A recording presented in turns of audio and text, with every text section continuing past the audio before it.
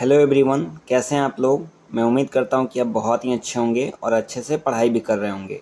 तो आज हम देखने वाले हैं क्लास 12 इंग्लिश का चैप्टर नंबर 11 का ऑब्जेक्टिव क्वेश्चन, जिसका नाम है अ मैरिज प्रपोजल। तो चलिए शुरू करते हैं।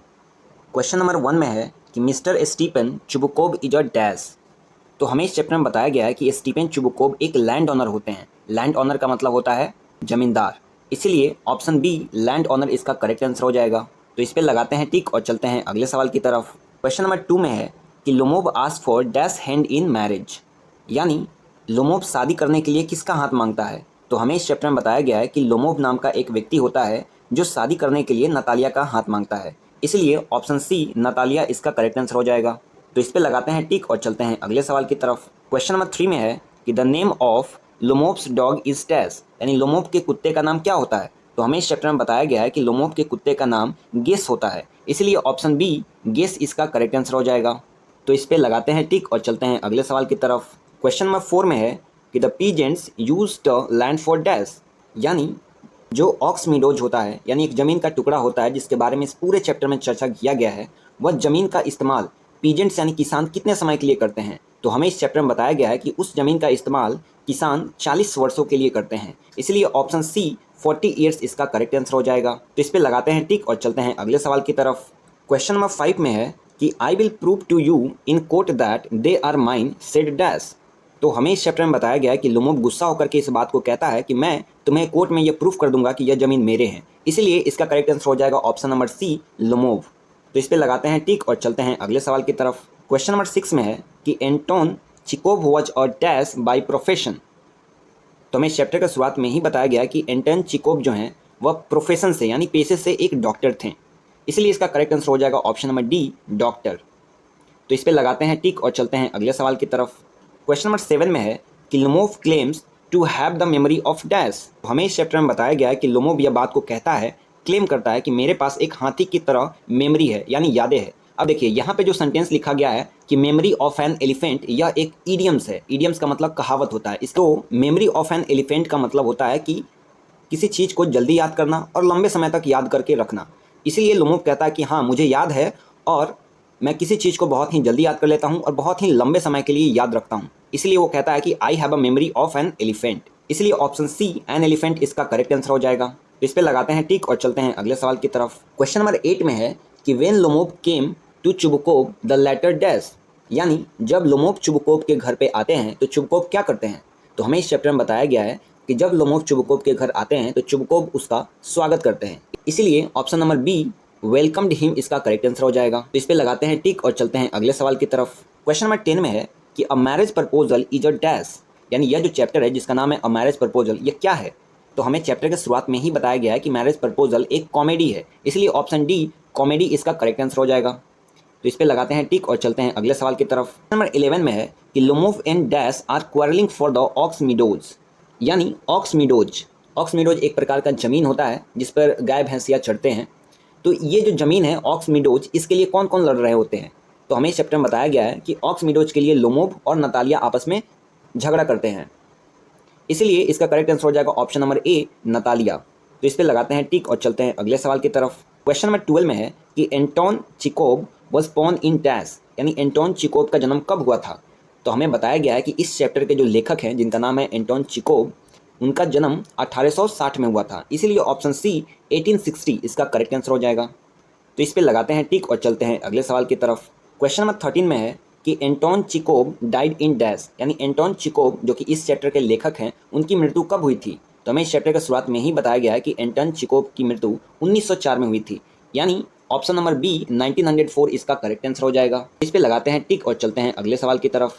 क्वेश्चन नंबर 14 में है कि एंटोन चिकोव वॉज डैश, यानी इस चैप्टर के जो लेखक हैं जिनका नाम है एंटोन चिकोव, वह क्या थे। तो ये भी हमें चैप्टर के शुरुआत में बताया गया है कि एंटोन चिकोव एक रशियन थे, इसीलिए ऑप्शन डी और रशियन इसका करेक्ट आंसर हो जाएगा। तो इस पे लगाते हैं टिक और चलते हैं अगले सवाल की तरफ। क्वेश्चन नंबर 15 में है कि लोमोव वांटेड टू डैश, यानी लोमोव क्या चाहता था। तो हमें इस चैप्टर में बताया गया है कि लोमोव नतालिया से शादी करना चाहता था, इसीलिए ऑप्शन बी मैरी नतालिया इसका करेक्ट आंसर हो जाएगा। इस पे लगाते हैं टिक और चलते हैं अगले सवाल की तरफ। क्वेश्चन नंबर 16 में है कि to know Lomov's desire mister Chubukov became dash, actual में इस सवाल में टू नो नहीं होगा, बल्कि after knowing Lomov desire mister Chubukov become dash, ये होगा। यानी लोमोव की इच्छा को जान करके कि वो नतालिया से शादी करना चाहता है, चुबुकोव क्या हो जाते हैं। तो हमें इस चैप्टर में बताया गया है कि जैसे ही चुबुकोव को पता चलता है कि लोमोव उनकी बेटी नतालिया से शादी करना चाहता है, तो इस चीज़ को सुनकर वो बहुत ही ज़्यादा खुश होते हैं। इसीलिए ऑप्शन ए हैप्पी इसका करेक्ट आंसर हो जाएगा। इस पर लगाते हैं टिक और चलते हैं अगले सवाल की तरफ। क्वेश्चन नंबर 17 में है कि a marriage proposal is written by dash, यानी यह जो चैप्टर है जिसका नाम है अ मैरिज प्रपोजल, ये किसके द्वारा लिखा गया है। तो ये भी चैप्टर का शुरुआत में बताया गया है कि मैरिज प्रपोजल एंटोन चिकोव के द्वारा लिखा गया है, इसलिए ऑप्शन सी इसका करेक्ट आंसर हो जाएगा। तो इस पे लगाते हैं टिक और चलते हैं अगले सवाल की तरफ। क्वेश्चन नंबर 18 में है कि Anton Chekhov has written the lesson dash, यानी एंटोन चिकोव ने किस लेसन को लिखा है।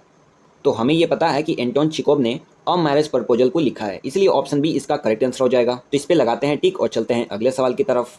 क्वेश्चन नंबर 19 में है कि Lomov was the dash of Chubukov, यानी लोमोव चुबुकोव का क्या था। हमें इस चैप्टर में बताया गया है कि लोमोव चुबुकोव का नेवर था। नेवर का मतलब होता है पड़ोसी, इसीलिए ऑप्शन डी नेवर इसका करेक्ट आंसर हो जाएगा। इस पे लगाते हैं टिक और चलते हैं अगले सवाल की तरफ।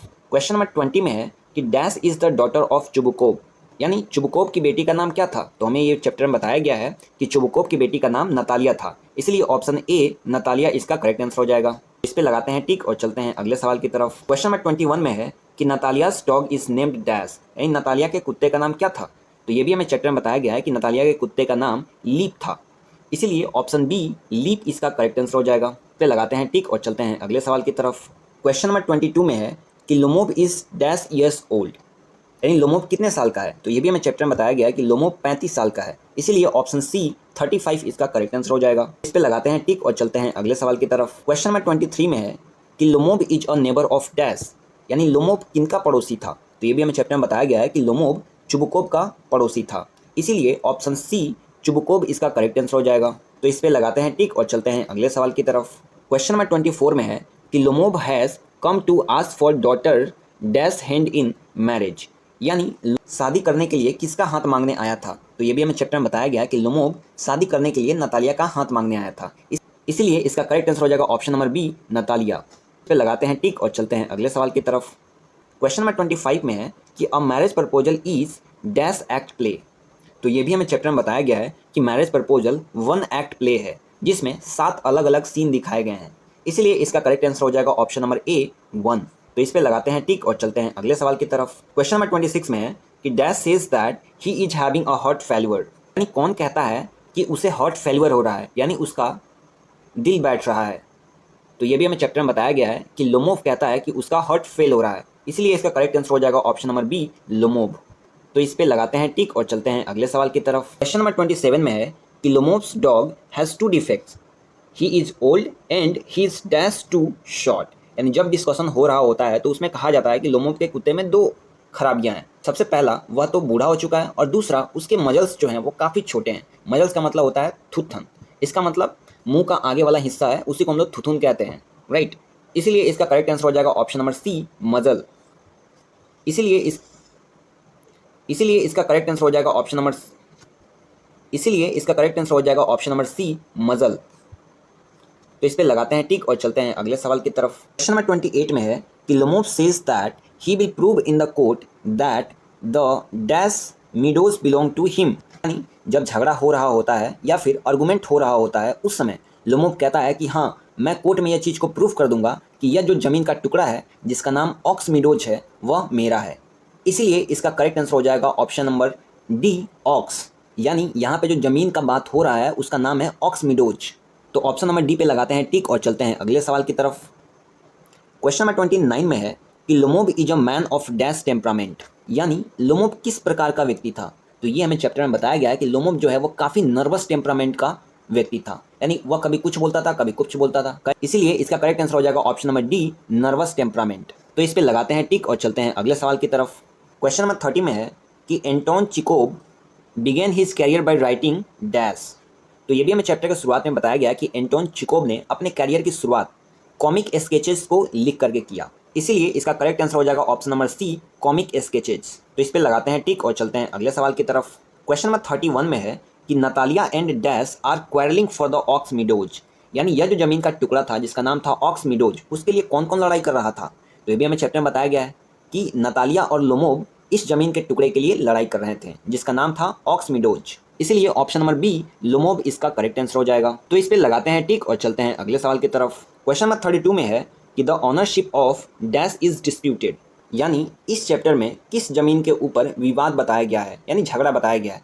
तो हमें इस चैप्टर में बताया गया है कि ऑक्स मीडोज नाम का ज़मीन होता है और उसी के ऊपर झगड़ा चल रहा होता है कि यह ज़मीन किसका है। तो लोमोब कहता है वह ज़मीन मेरा है और नतालिया कहती है कि यह ज़मीन उसका है। इसीलिए इसका करेक्ट आंसर हो जाएगा option number A ox meadows. तो इस पे लगाते हैं टिक। तो यहाँ पे होता है आपका चैप्टर समाप्त। आपने यहाँ तक वीडियो को देखा, इसके लिए आपका बहुत बहुत धन्यवाद। अब आपसे मिलते हैं हम अगले चैप्टर में।